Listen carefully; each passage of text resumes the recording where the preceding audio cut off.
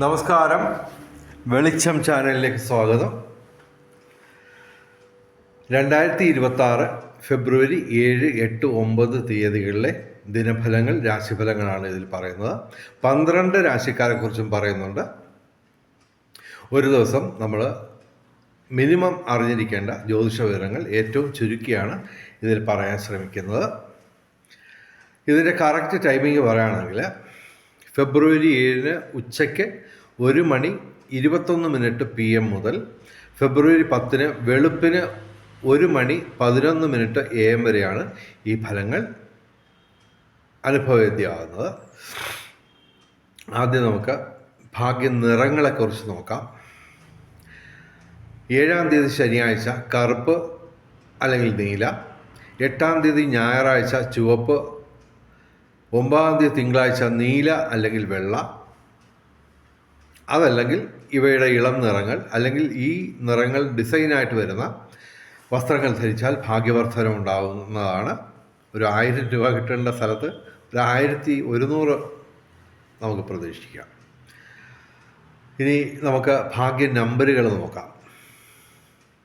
7-2-2026 1 ഏറ്റവും വലിയ ഭാഗ്യസംഖ്യ. 7, 2, 9, 6, 8 ഇവയും ഭാഗ്യസംഖ്യകളാണ്.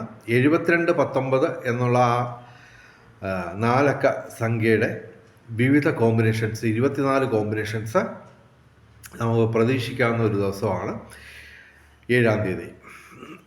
8-2-2026 2, 8, 9, 6, 0, 1 ഇവ ഭാഗ്യസംഖ്യകളാണ്. 2 ഏറ്റവും വലിയ ഭാഗ്യസംഖ്യ. 9-2-2026 3 ഏറ്റവും വലിയ ഭാഗ്യസംഖ്യ. 9, 8, 2, 6, 0 ഇവയും ഭാഗ്യസംഖ്യകളാണ്.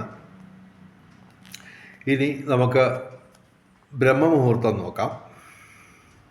7-ാം തീയതി രാവിലെ 5:17 AM മുതൽ രാവിലെ 6:05 AM വരെയാണ് 7-ാം തീയതി ബ്രഹ്മമുഹൂർത്തം. 8, 9 തീയതികളിൽ 5:16 AM മുതൽ 6:04 AM വരെയാണ് 8, 9 തീയതികളിൽ ബ്രഹ്മമുഹൂർത്തം. അഭിജിത്ത് മുഹൂർത്തം 7, 8, 9 തീയതികളിൽ രാവിലെ ഉച്ചയ്ക്ക് 12:17 PM മുതൽ ഉച്ചയ്ക്ക് 1:04 PM വരെയാണ് അഭിജിത്ത് മുഹൂർത്തം. 7, 8, 9 തീയതികളിൽ അഭിജിത്ത് മുഹൂർത്തത്തിലും ബ്രഹ്മമുഹൂർത്തത്തിലും പ്രധാനപ്പെട്ട കാര്യങ്ങൾ ചെയ്യാൻ ശ്രമിക്കുക.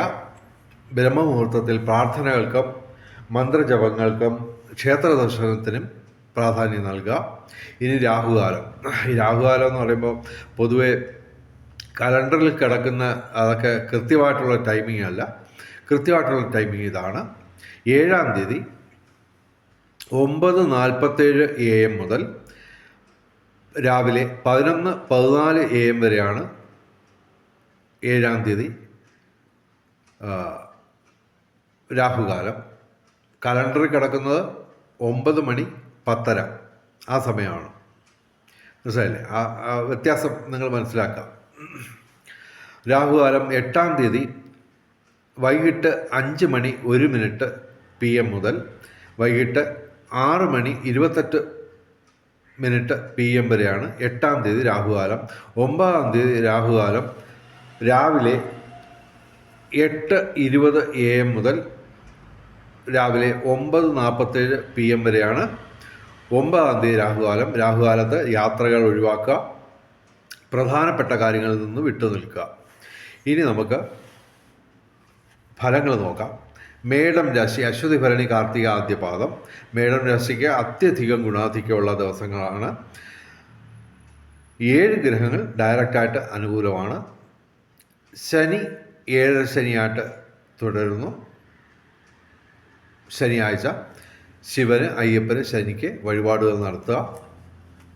അവർക്ക് ഭാഗ്യപരീക്ഷണങ്ങളിൽ സാധ്യതയുണ്ട്. പിതൃസ്വത്ത് ലഭിക്കാം. പൂർവികരുടെ അനുഗ്രഹം ഉണ്ടാവും.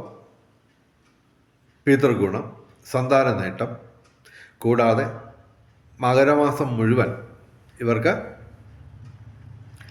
തൊഴിൽ ഭാഗ്യം ഉണ്ടാവും. രാഷ്ട്രീയ രംഗത്തും പൊതുരംഗത്തും ഉയർച്ചയുണ്ടാവും. ഭൂമി ക്രയവിക്രയങ്ങളുടെ നേട്ടം ഉണ്ടാവും. നിയമപരമായ കാര്യങ്ങളിൽ അനുകൂലമായ മാറ്റം ഉണ്ടാവും. കലാസാഹിത്യ രംഗത്തും ബൗദ്ധിക രംഗത്തും വിദ്യാഭ്യാസ രംഗത്തും ഉയർച്ചയുണ്ടാവും. വിവിധ സ്രോതസ്സിൽ നിന്ന് ധനവരവുണ്ടാവും. മേടൻ രാശിക്ക് അത്യധികം ഗുണാധിക്യമുള്ള ദിവസങ്ങളാണ്. ഇനി ഇടവൻ രാശി. കാർത്തിക അവസാന 3 പാദം, രോഹിണി മകയിരം ആദ്യ 2 പാദം. ഇടവൻ രാശിക്ക് അത്യധികം ഗുണാധിക്യമുള്ള ദിവസങ്ങളാണ്. ഇവിടെ ഡയറക്റ്റായിട്ട് പ്രതികൂലമായിട്ട് ഒരു ഗ്രഹവുമില്ല. 5 ഗ്രഹങ്ങൾ ഗുണദോഷ സമ്മിശ്രമായിട്ടും 4 ഗ്രഹങ്ങൾ ഡയറക്റ്റായിട്ട് അനുകൂലമായിട്ട് നിൽക്കുന്നു, ചന്ദ്രൻ ഉൾപ്പെടെ. അതുകൊണ്ടാണ് നമ്മൾ അത്യധികം ഗുണാധിക്യം പറഞ്ഞത്. സർവവിധ സൗഭാഗ്യം, സർവകാര്യ വിജയം, ഭൗതിക സുഖങ്ങൾ, ബന്ധങ്ങൾ ഊഷ്മളമാവും. വിവിധ സ്രോതസ്സിൽ നിന്ന് ധനവരവുണ്ടാവും. ബൗദ്ധിക മേഖലയിൽ ഉയർച്ച. ഏർപ്പെടുന്ന ഏതൊരു കാര്യത്തിനും വിജയസാധ്യത നിലനിൽക്കുന്നു. ഇടവൻ രാശിക്ക് അത്യധികം ഗുണാധിക്യമുള്ള ദിവസങ്ങളാണ്. ഇനി മിഥുനം രാശി. മകയിരം അവസാന 2 പാദം, തിരുവാതിര പുണർദം ആദ്യ 3 പാദം. മിഥുനം രാശിക്ക് ഗുണദോഷ സമ്മിശ്രത്തിൽ തന്നെ അല്പം പ്രശ്നമുള്ള ദിവസങ്ങളാണ്. വിവിധ സ്രോതസ്സിൽ നിന്ന് ധനവരവുണ്ടാവും. ഭാഗ്യപരീക്ഷങ്ങളിൽ സാധ്യതയുണ്ട്. പക്ഷേ ഇതിനൊക്കെ തടസ്സങ്ങൾ കാണുന്നു. കാരണം ഏറ്റവും പ്രധാനപ്പെട്ട 4 ഗ്രഹങ്ങൾ ഡയറക്റ്റായിട്ട് പ്രതികൂലമാണ്. വ്യാഴം, സൂര്യൻ, ചൊവ്വ, ശനി ഇവ ഡയറക്റ്റായിട്ട് പ്രതികൂലമാണ്. ശനിയാഴ്ച വ്രതമെടുത്ത് ശിവന്, അയ്യപ്പന്, ശനിക്ക് വഴിപാടുകൾ നടത്തുക. ഞായറാഴ്ച ശിവന്, ചൊവ്വാഴ്ച മുരുകന്, വ്യാഴാഴ്ച മഹാവിഷ്ണുവിന് വഴിപാടുകൾ നടത്തുക. വാഹനം സൂക്ഷിച്ചുപയോഗിക്കുക. തീപ്പൊള്ളൽ ശ്രദ്ധിക്കുക. ഇലക്ട്രോണിക് ഉപകരണങ്ങളും യന്ത്രസാമഗ്രികളും ഉപയോഗിക്കുമ്പോൾ ശ്രദ്ധിക്കുക. പൊതുവെ മിഥുനം രാശിക്ക് ഗുണദോഷ സമ്മിശ്രത്തിൽ തന്നെ അല്പം പ്രശ്നമുള്ള ദിവസങ്ങളാണ്. ഇനി കർക്കിടകം രാശി. പുണർദം അവസാന പാദം, പൂയ ആയില്യം. ഗുണദോഷ സമ്മിശ്രത്തിൽ തന്നെ അല്പം പ്രശ്നമുള്ള ദിവസങ്ങളാണ്. കലാസാഹിത്യ രംഗത്തും ബൗദ്ധിക രംഗത്തും വിദ്യാഭ്യാസ രംഗത്തും ഉയർച്ചയുണ്ടാവും. വിവിധ സ്രോതസ്സിൽ നിന്ന് ധനവരവുണ്ടാവും. എങ്കിലും ഇതിനൊക്കെ തടസ്സങ്ങൾ പ്രതീക്ഷിക്കാം. സൂര്യൻ, ചൊവ്വ, സർപ്പം, വ്യാഴം ഇവ ഡയറക്റ്റായിട്ട് പ്രതികൂലമാണ്. ഞായറാഴ്ച ശിവന്, ചൊവ്വാഴ്ച മുരുകന്, വ്യാഴാഴ്ച മഹാവിഷ്ണുവിന് വഴിപാടുകൾ നടത്തുക. ആഴ്ചയിലെ 7 ദിവസവും ശിവക്ഷേത്രത്തിലും സർപ്പപ്രതിഷ്ഠയുള്ള ക്ഷേത്രങ്ങളിലും ദർശനം നടത്തുക. ഇനി ചിങ്ങം രാശി. മകം, പൂര, ഉത്രം ആദ്യ പാദം. ചിങ്ങം രാശിക്ക് ഗുണദോഷ സമ്മിശ്രമാണ്. അഷ്ടമശനി തുടരുന്നു. അപ്പോൾ ശനിയാഴ്ച വ്രതമെടുത്ത് ശിവന്, അയ്യപ്പന്, ശനിക്ക് വഴിപാടുകൾ നടത്തുക.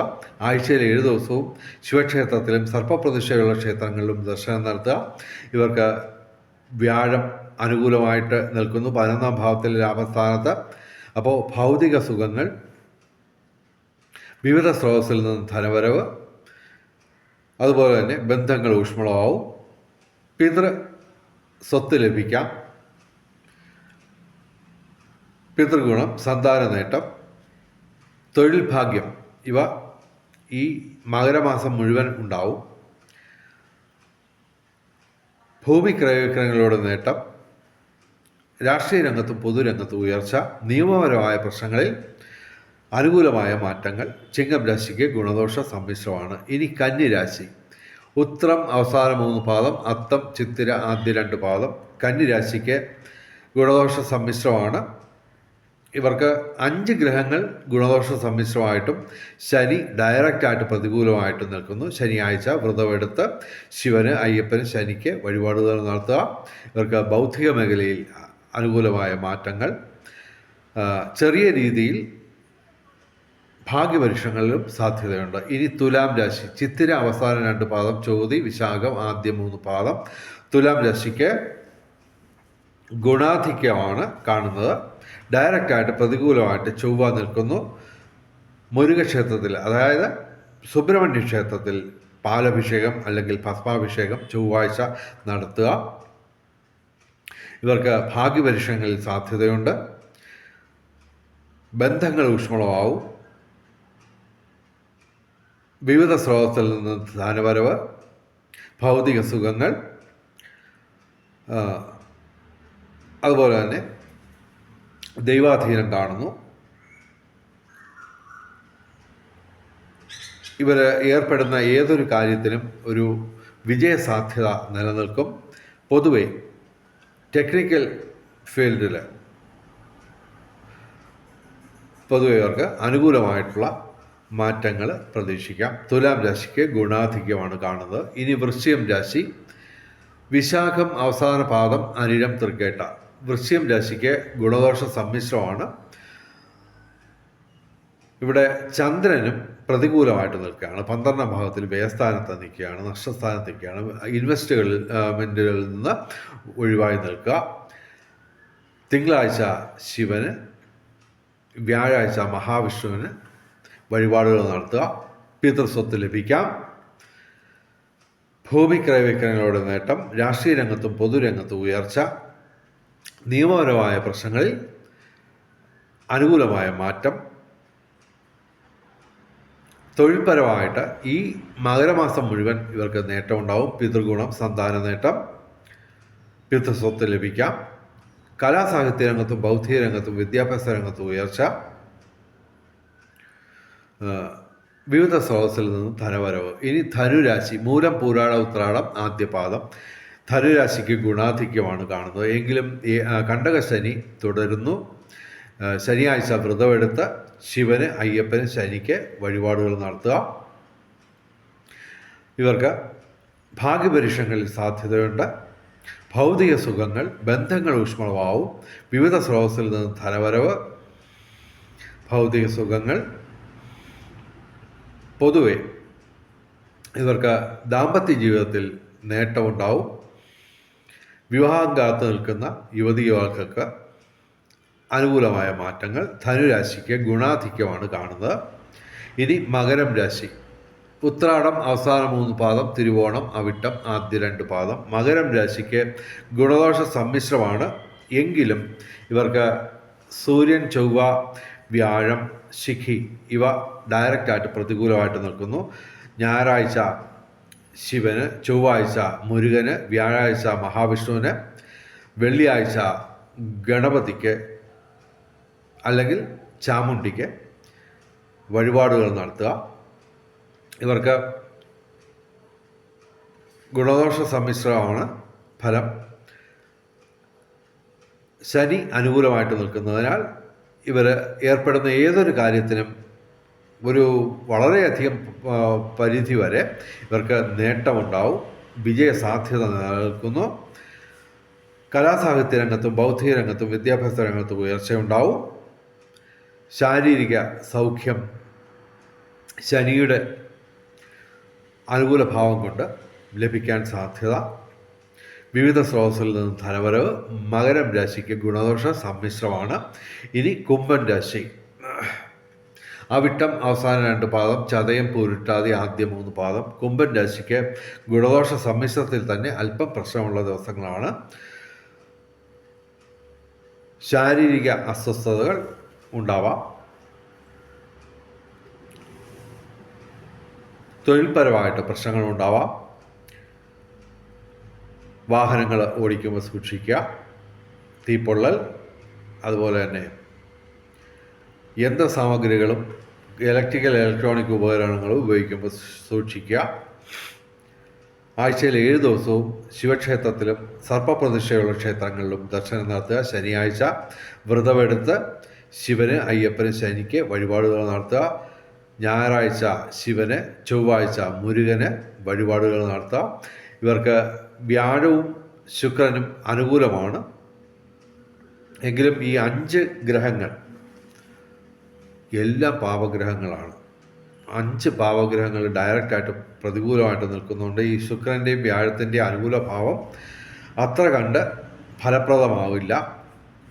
പൊതുവെ ഗുണദോഷ സമ്മിശ്രത്തിൽ തന്നെ അല്പം പ്രശ്നമുള്ള ദിവസങ്ങളാണ്. എങ്കിലും ധനവരവുണ്ടാവും. എങ്കിലും അതിന് പരിധികളുണ്ടാവും. ഭൗതിക സുഖങ്ങൾ, അതിനും പരിധികളുണ്ടാവും.